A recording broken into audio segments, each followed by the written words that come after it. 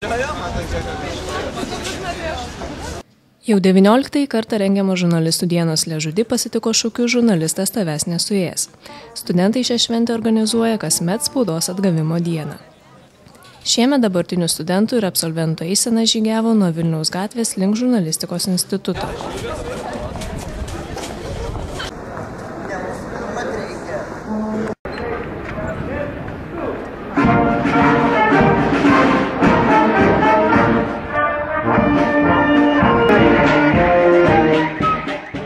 Eisenos metu domėjomės, kaip žurnalistus vertina praeiviai. Kokį įsivaizduojat žurnalistą? Koks jis turėtų būti? Kokį? Ryžtingą, drąsų ir nebijantį. Kaip jam baigsis, tai baigsis. Baigsis gerai. Kad nemeluotų, nefantazuotų bereikalo.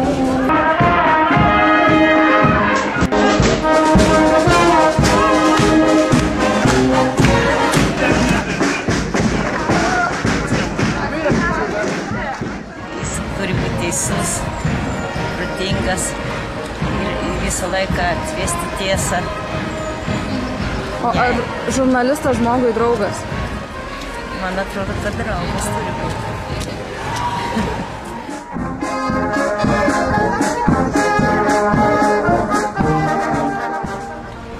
Koks turėtų būti objektyvus.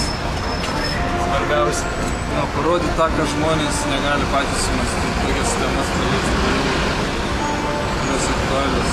O ar žurnalistas žmogui draugas? Žinoma, turėtų būti. O ar yra? Tikimės. Jeigu objektyvus, tai draugas. Jo, jeigu objektyvus, tai draugas.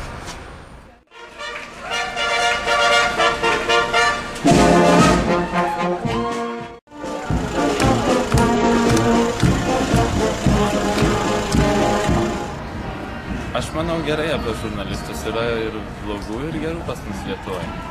O žurnalistas žmogui draugas? Na taip, jeigu jis pats yra žmogus. O koks turėtų būti žurnalistas? Iš tikrųjų, tai net nežinau, gal žmogiškas.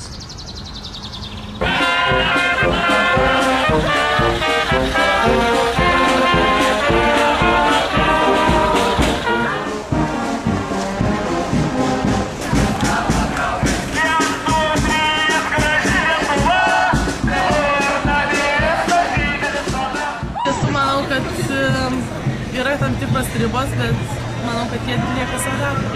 O koks turėtų būti žurnalistas? Ne per daug įkyrus, bet tuo pačiu ir siekiantis domėtis. O žurnalistas žmogui draugas?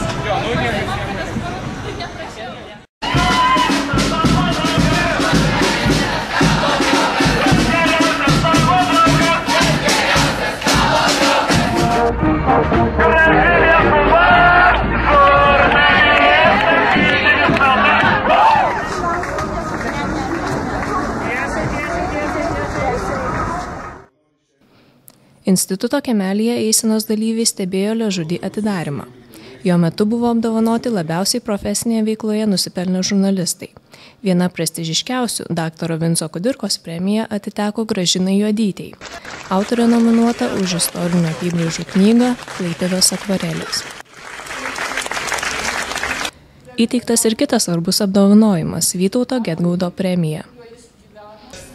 Už dokumentinį filmą Vilniaus getas 2009 šią premiją gauna kolega Audrius Lelkaitis.